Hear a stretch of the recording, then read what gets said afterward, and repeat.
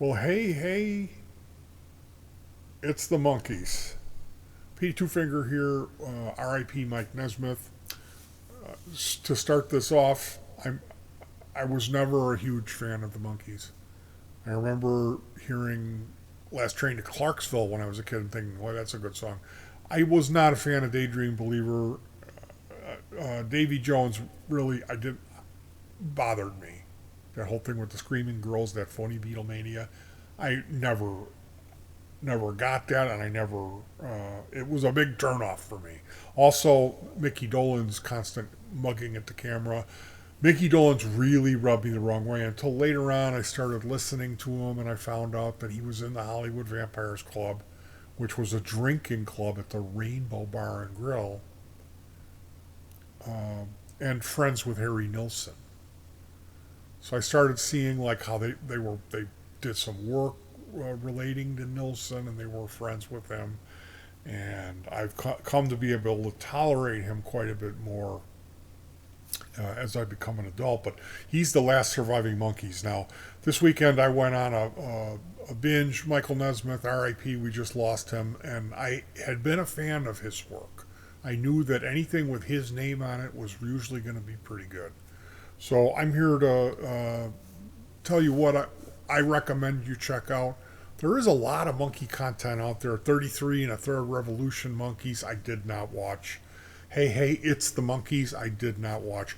I tried to keep to the higher rated stuff, but I did dip my toe in some of the VH1 Behind the Music, and then there's something called Daydream Believers, and we'll get to that later. But so, first off, Time Rider is a science fiction action love story time travel extravaganza movie western that Mike Nesmith made in the early 80s that we saw in the theater. Time Rider: The Adventures of Lyle Swan.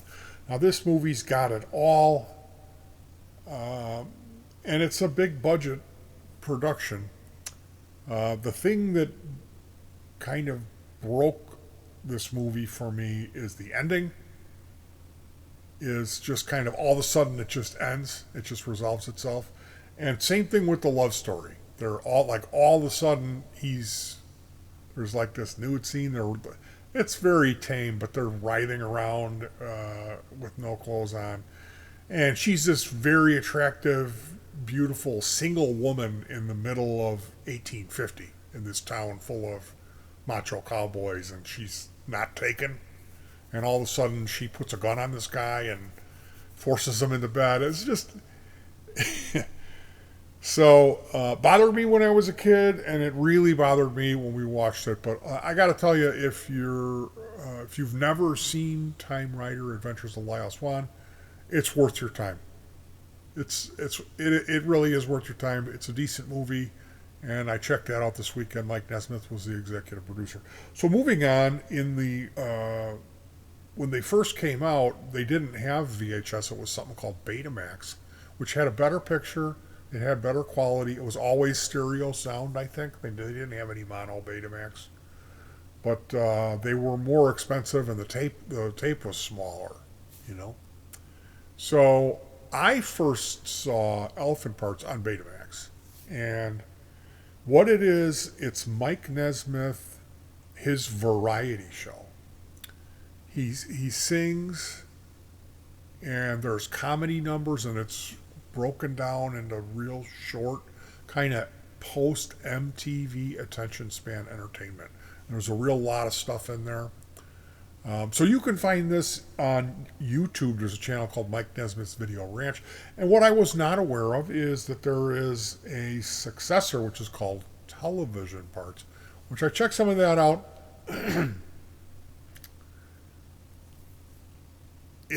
After you've consumed Elephant Parts in its entirety, if you still want more, you can check out Television Parts. But really, I think Elephant Parts was a pedigree a little bit better.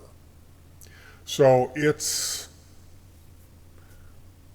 is entertainment for mom and dad. Grandma and grandpa would like it too.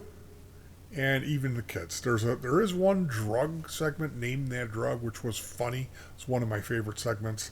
And it goes from just goofy SNL type fake commercials and comedic sketches to full out musical numbers with dancing girls, and there's a lot of real glamorous models all dolled up and made up with these outfits and beautiful women and glitz, and he's in a tuxedo, of course. So this is it's classy, and it's fun, and I really did enjoy it. Uh, the other night, Saturday night, we watched it. I really did enjoy it. And I enjoyed it when I was a kid. So I would recommend you check that out. Now, moving into the Monkees, there's a lot of content out there.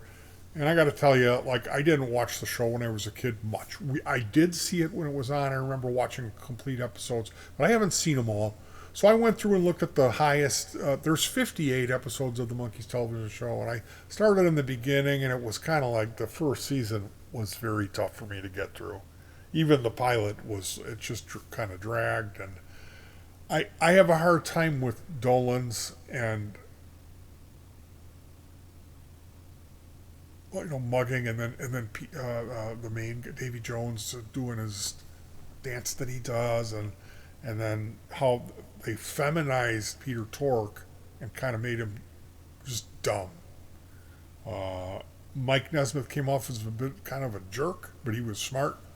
So the Monkey Show, I gotta say, it was never really for me. I went through and watched some of the greater episodes. The Christmas special is great. The end of that Christmas special, where they bring all the cast in, uh, was really like they do these romps where they run around in fast motion. Supposedly there was a room called the Frodis room where they would go in and get high in there, and then they would come out and do the slapstick routine. So they were stoned in some of those scenes, and you could, if you watch the end episodes, I gotta say I didn't enjoy a lot of that zany monkey stuff. The end of the Christmas special is great. The last two episodes you should definitely watch. The Frodis Caper is considered their best episode, and that was written and directed by Mickey Dolenz. And Rip Torn is in that, I think.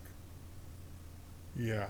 Or Rip Taylor, I forget which one of those Rips. I got them confused, but very entertaining. Frank Zappa's on the second to last episode. Monkees blow their minds, and Zappa's only in the beginning, which the whole rest of the other end of the episode, I'm like, where's Zappa? I felt cheated. So moving on, the end of their career, they did this thing called Head.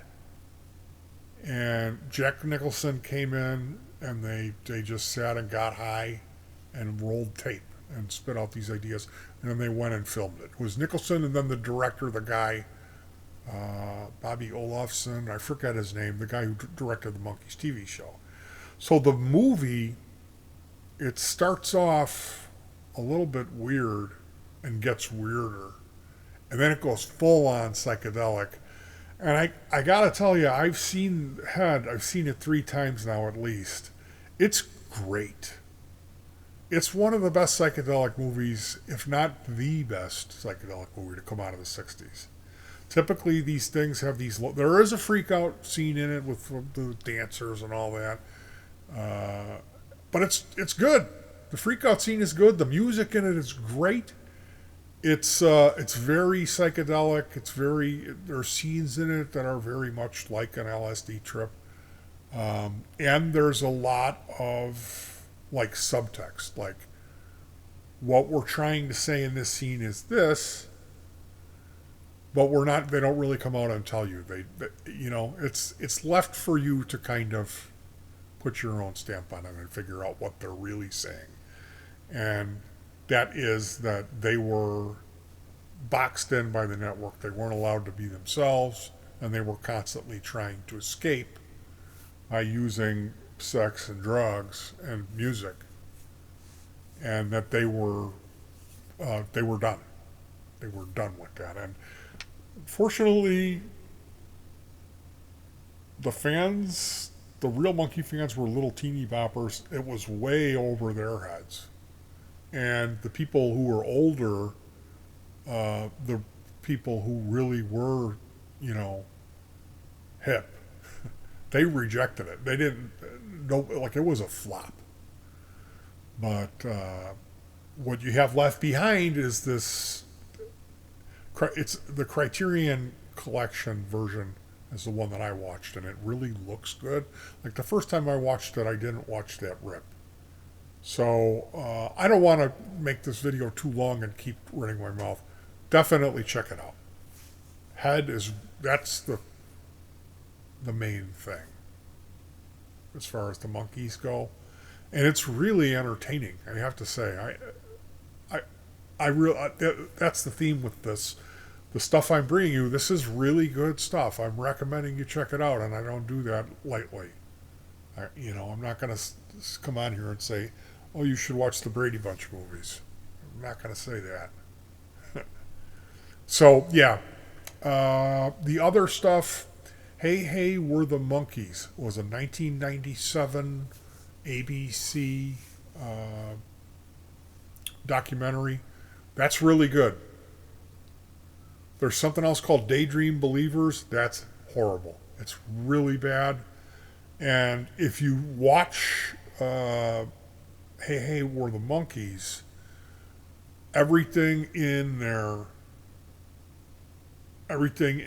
Daydream Believers is covered. They talk about all that stuff. So if you want, and like if you're a huge Monkees fan, you know all this stuff already.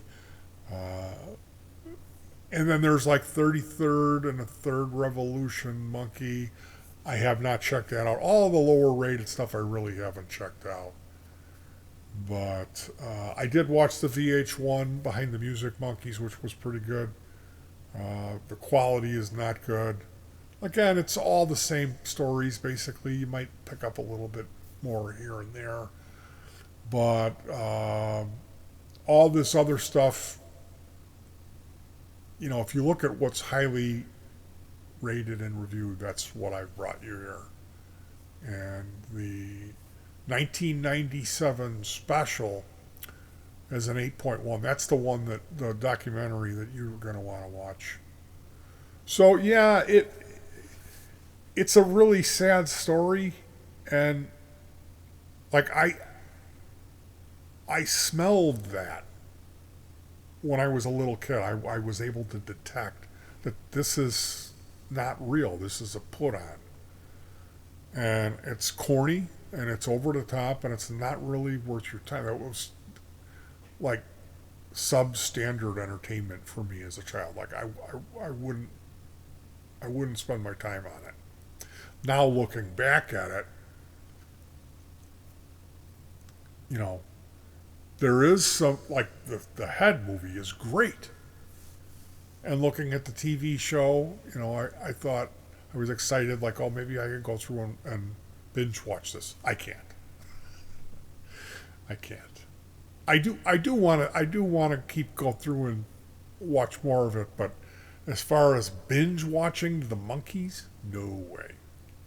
So the lesson here is,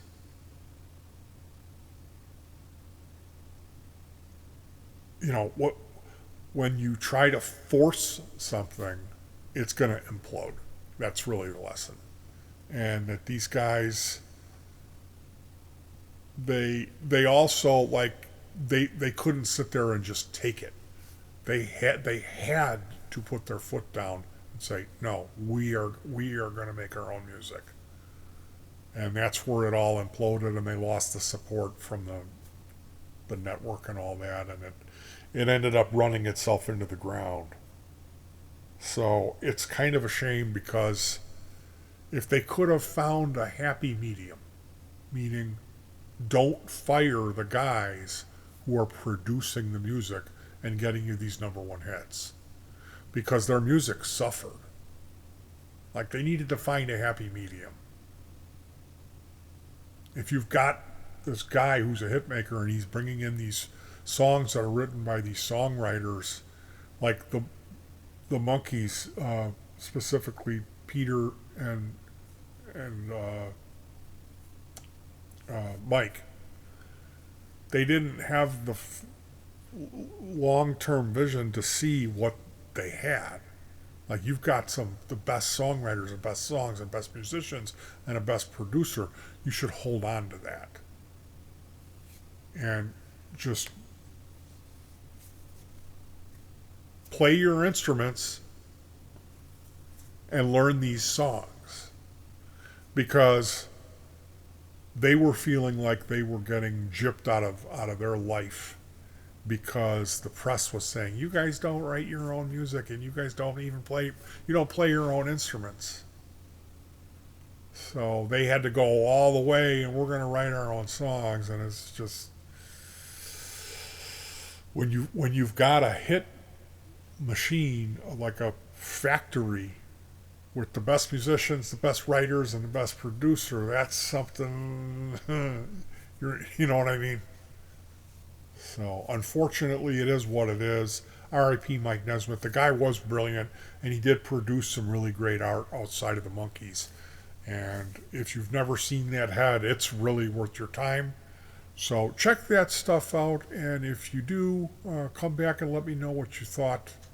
Take care of yourself, stay warm, hug your pets, and peace.